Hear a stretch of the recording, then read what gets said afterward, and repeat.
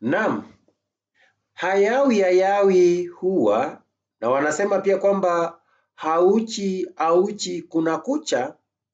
Kimefika kile wakati ambapo nakuletea kipindi Uketo wa Kiswahili, na jina langu ni Ustadh Kakamnae kama ilivyo ada. Na kwenye kipindi hiki cha Uketo kwa Kiswahili, kumbuka hiki ni kipindi ambacho kinatoa taarifu zaidi kuhusu istilahi za Kiswahili, kuhusu matumizi ya lugha katika Kiswahili, na wakati mwingine pia inaweza ikatutaarifu kuhusu fasihi ya Kiswahili na maswala kuhusu kusikiliza na kuweza kuzungumza. Mada ya leo tutaangazia kipengele cha matumizi ya lugha ambacho ni kipengele cha chagizo.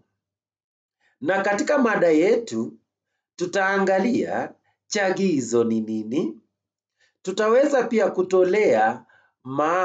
kutunga sentensi kwa kutumia chagizo na kuonyesha chagizo kwenye sentensi hizo. Ni muhimu mwanafunzi ama mtumiaji yeyote wa lugha aelewe kwamba chagizo ni neno ama kundi la maneno yanayochukua nafasi ya kielezi. Tunafahamu kwamba kielezi ni neno ambalo huwa linatoa habari zaidi kuhusu kitenzi, kivumishi au kielezi kingine. Ni vyema pia tuweze kutia kipoponi kwamba vielezi huwa ni vya aina nne. Kuna kielezi cha namna, kielezi cha mahali, kielezi cha wakati na kielezi cha idadi. Tunapoongea kuhusu kielezi cha namna, kielezi cha namna aghalab hutoa maelezo zaidi kuhusu namna kitendo kinavyofanyika, namna kitendo kilivyofanyika au namna kitendo kitakavyofanyika.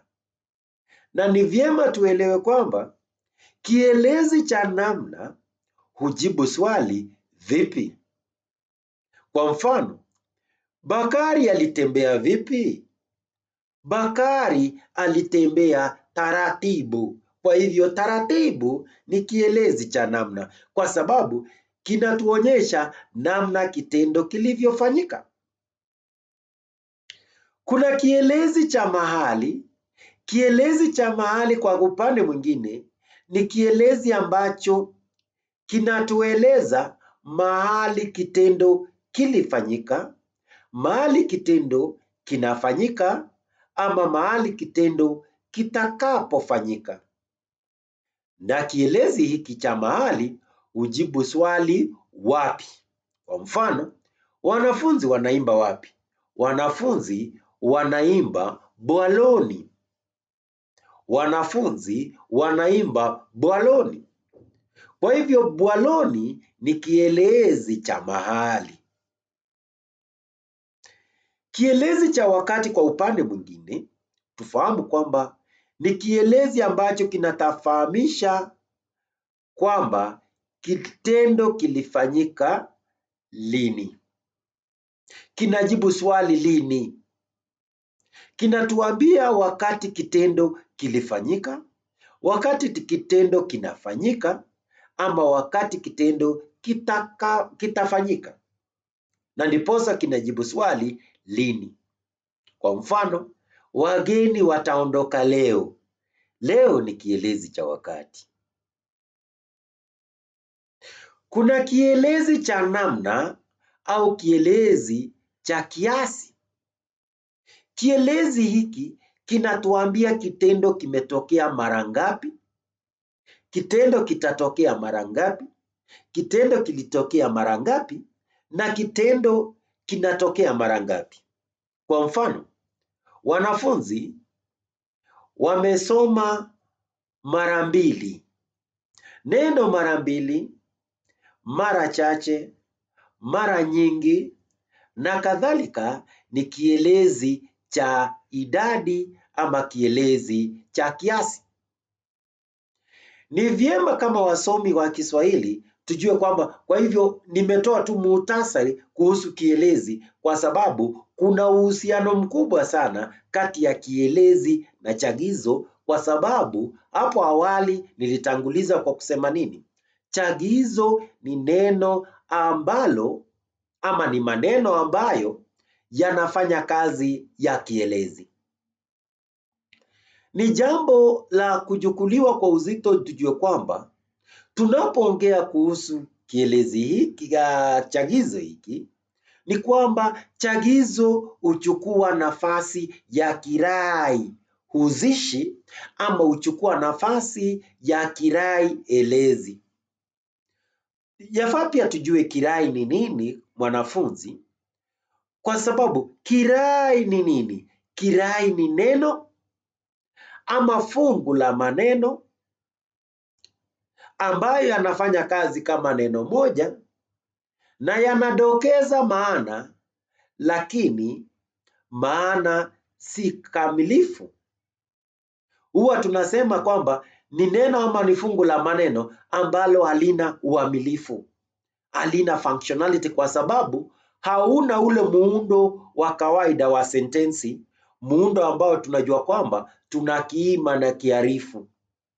Kwa hivyo kirai naam, yanaweza ikawa maneno mawili ama neno moja ama hata zaidi ya maneno mawili yanayofanya kazi kama neno moja, yanadokeza maana, lakini maana ile huwa haijakamilika.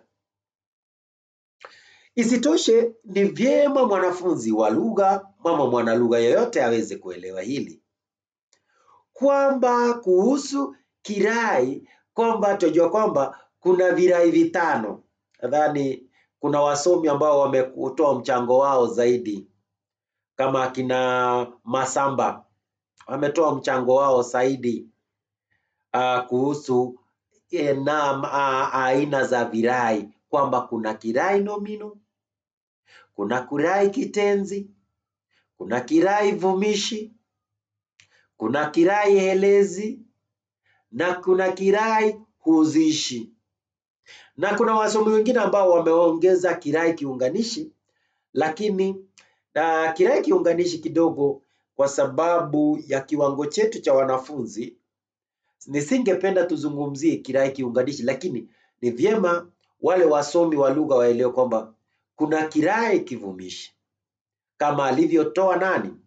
Kuna Matinde, anaitwa Matinde kwenye kazi ya Matinde mwaka wa 2012 nadhani alijumuisha kwamba kuna kirai huzishi, lakini kwetu sisi kwamba virai ni vitano kwa sasa: kirai nomino, kirai kitenzi, kirai vumishi, kirai elezi na kirai huzishi. Kwa hivyo chagizo kinaweza kikachukua nafasi ya kirai elezi, ama wakati mwingine kinaweza pia kikachukua kuhusu kirai huzishi. Najua kwamba kuna baadhi ya watu wataingiwa na mkanganyiko, nadhani kirai kinachukua nafasi ya kielezi. La, wakati mwingine kirai kinachukua hata nafasi ya kirai huzishi.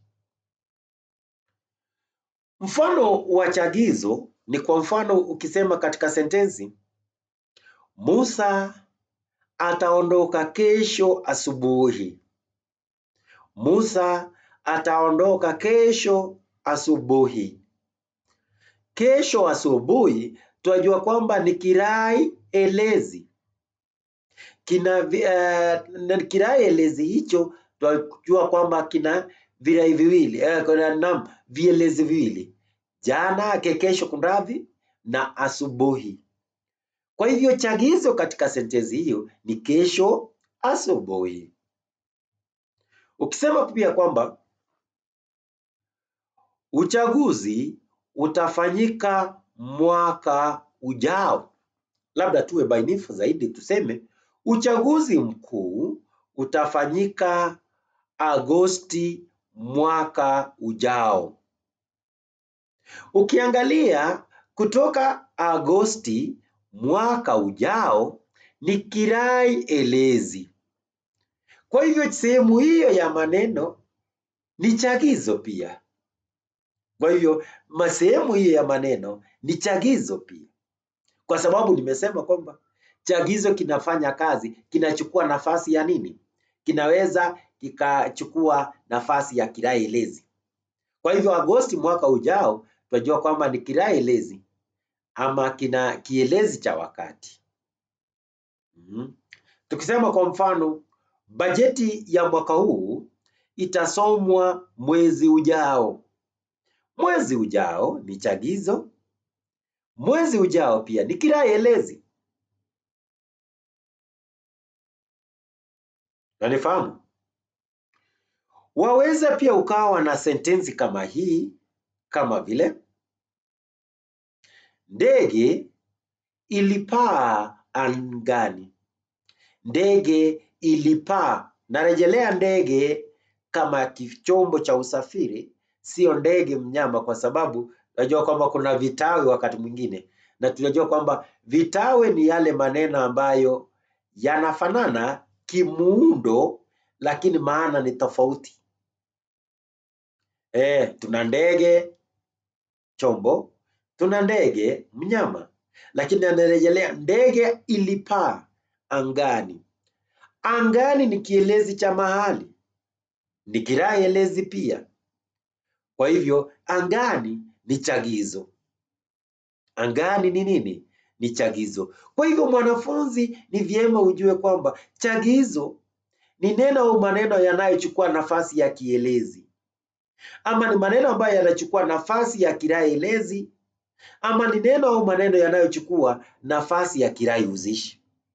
Kwa hivyo mada yetu ya leo imezunguka kuhusu chagizo, na katika kuzungumza kuhusu chagizo, usisahau kwamba tumeweza kutajia virai na aina zake, tumeweza kuangalia kielezi na tukaangalia aina za vielezi. Jambo ambalo labda si kutaja ni kwamba tunaporejelea kielezi cha namna, ambacho awali nilisema kwamba kielezi hiki cha namna wakati mwingine huwa ni vya aina mbalimbali, aina karibu 6, kwa sababu tuna kielezi cha namna ala, kuna kielezi cha namna kiigizi, kuna kielezi cha namna kikariri, kuna kielezi cha namna halisi, na kuna kielezi cha namna hali, na hata kuna kielezi cha namna mfanano. Labda katika wakati wetu mwingine tunaweza tukaangalia aina hizi za vielezi, lakini kwa muhtasari tumeweza kuangalia chagizo ni nini, tumetolea mfano wa chagizo, na katika mdahalo wetu kuhusu chagizo tumeweza pia kutaja vielezi na aina zake, na tumeweza pia kutaja kwa kifupi ama kwa kiduchu zaidi, tumeweza kuangalia chagizo, virai pamoja na aina zake. Kwa hivyo usisahau kusubscribe kwenye kipindi hiki. Jina langu naitwa Ustadh Kakamnai, kama ilivyo ada, naomba ukasubscribe kipindi hiki ndio tuweze kuandamana kila wakati tunapokutana. Kwa hivyo nawatakia mchana mwanana usiokuwa na dukuduku ama mshike. Asanteni sana kwa kuwa nami kwenye kipindi hiki cha Uketo wa Kiswahili.